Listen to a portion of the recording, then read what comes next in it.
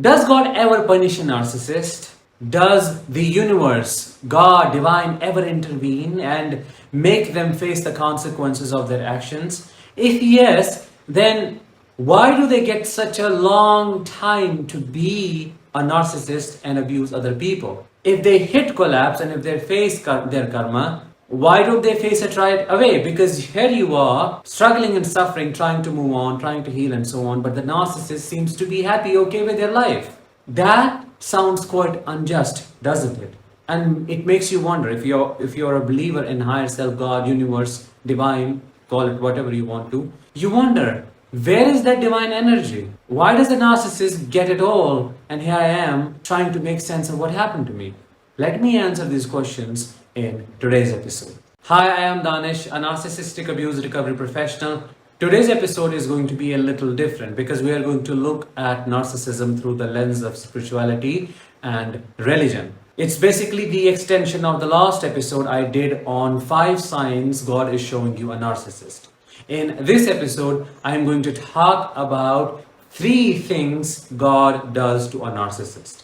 If that sounds interesting enough and you are eager to know what these 3 things are, please make sure to subscribe if you haven't already, because your subscription helps spread awareness about narcissistic abuse. And if you haven't watched the last episode already, click the I button above and watch it now. The first thing God does to a narcissist is that he or she is given a lot of time, many chances, and a lot of space to change. But the narcissist never ever chooses to look within, take responsibility for their actions, understand that they are doing something terribly wrong and they need to change their ways. Because every human being has a free will, and God isn't a tyrant.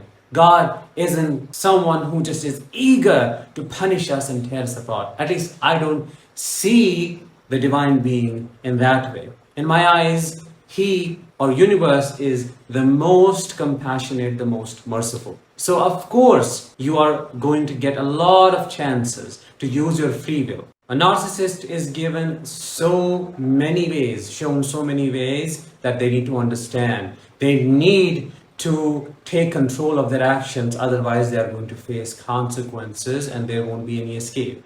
The proof of all of this is you. You were given to them as a gift. It will make sense in a moment. The narcissist received you as a divine gift because you offered them everything they needed to change. You gave them chances. You showed them compassion. You radically accepted them as they are. You forgave them. You treated them like you would treat your own child, let's say, because you just ignored their wrongdoings and kept understanding them again and again. But what did the narcissist do with you? How did they treat you? They abused you. They took advantage of all the freedoms you gave them. They weaponized your good qualities against you, which is basically waging a war against the divine force, rejecting that help again and again, trading their life force for what? Evil. Things that are perishable, things that are materialistic, give instant gratification. They never chose to see love. They never chose light. That's why they are doomed to repeat the same cycle again and again and again. Because of their stubborn and rigid nature, they keep doing the same thing, choosing the same thing, thinking they are soaring high, they're flying, they are the God, they are going to dictate everything, what happens to people, what happens to them, what happens to earth. And God lets it happen. Universe lets them be delusional, because the more they will go high, the more it will hurt when they will be dropped and they will land on their face. That is exactly what happens when the narcissist hits collapse. Their world is turned upside down and their reality is thrown in their face, which is their punishment. All of this doesn't prove God is cruel, because God gives them enough chances. The narcissist self-sabotages, brings this punishment to them. When they collapse, it is their punishment. When they hit that old age and they see all of that supply is lost, that is their punishment. There is this one common thing said in all scriptures, that God doesn't like arrogance. And if He lets these arrogant people succeed, or let's say grow or live or blossom in any way, it is for their own doom. Because the more they'll grow, the more it will hurt when they will start withering away.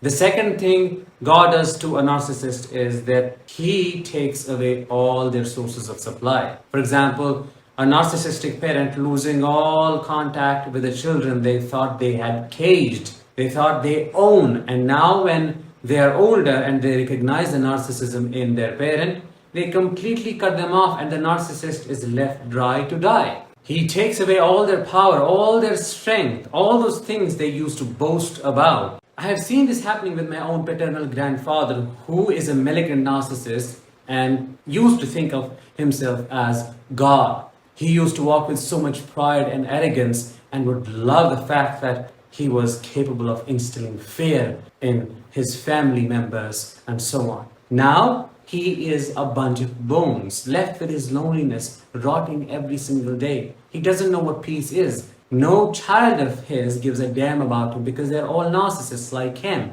And he always says things like, I used to be this, I used to be that. That delusional fantasy he couldn't live because he thought he would be young always, powerful always.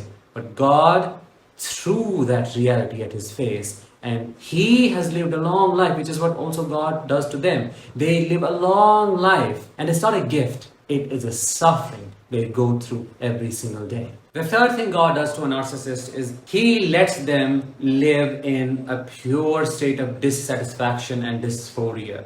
Because a narcissist thinks nothing is enough. They want more and more and more. Still, nothing is enough for them. It's like a vessel with a bottom in the hole. Everything gets leaked out. They're not thankful. They're not grateful. It's not only applicable to the things they have achieved or they have in their life. It's not just applicable to the money or the people. It is applicable to every single thing, to themselves as well. No matter what they do, they feel something is missing. Something is missing. And this in itself is a trauma response. Many people feel that way, but they are able to acknowledge it. They're able to acknowledge that I have this tendency to be a perfectionist and I need to work on it. But with a narcissist, it is completely different. For a narcissist, this sense of something missing is always projected on others, onto you if you are their source of supply. That's why they need you to dress better, gain weight, lose weight, look a certain way, do more for them, speak a certain way. And no matter what you do, the target keeps moving. It is actually their own insecurities, their own shame they aren't able to acknowledge. And all of this projection creates a toxic cycle they get trapped in because they become blind to their own shortcomings. So what does God do? He lets them live in that utter state of dissatisfaction. And guess what? If you are dissatisfied with your life, you are never at peace. You do not know what joy is. Yes, they might seem to be happy with all the toys they play with, but their happiness is like a high. It is a momentary high. And they seek novelty. They never get to experience stability. They never get to experience what it means to be loved, genuinely cared for. Yes, you did love and care for them, but they never received it. There is nothing in them, no agency that could have received it. And they are so unlucky because love is the biggest thing. Love is the emotion that has the highest frequency, highest vibration. If you can't experience that, no amount of money or anything else will ever be able to make you feel fulfilled. They do not feel fulfillment. In other words, I can say they never get to experience divine mercy. They never get to grow. They're stuck in this stagnant vibrational frequency that always keeps them at the lower level of consciousness. They never expand. They never see the unity in diversity. They do not see the divine around them. These are higher concepts, but very important. They live like a parasite. They are in a rat race, continuously running for the same thing, seeking the same thing. And just worse, their life is worse than of an animal. They're stuck in this survival state, predatory state, and they vanish away like that. That is what God does to them. Other times, God brings them disgrace by exposing them. Narcissists like to think they're really intelligent, they can hide and conceal everything. But when God decides to expose them, all the information is brought to the surface. Everything makes sense, dots are connected, and this narcissist falsely constructed web of lies and deceit is burned down. It just turns into ash, and they are completely exposed to the world. Nowhere to go, no more supply to seek, and the only thing they do at that point is they collapse, because every single way of being a narcissist is destroyed, and they struggle and suffer that way. The biggest punishment to a narcissist is being left alone with themselves, because they can't tolerate their own presence. That is what eventually happens with every narcissist. Every single narcissist I know of, and I am sure you know of as well. They are left alone because of their own doings, the way they treated their children, the people who loved them. Nobody wants to be with a cranky, old, bitchy person who just always has to complain and always has to put you down and be the biggest martyr while you're trying everything in your capacity to help them. Of course not. So they're left on their own with their miserable self, which then burns them further and makes their narcissism worse than ever. Even after passing away, their soul never finds a place to rest. If you believe in realms, then they settle in the lowest of the realms. If you believe in rebirth, then they take a birth probably as an animal or something else, because they never deserve to be a human being.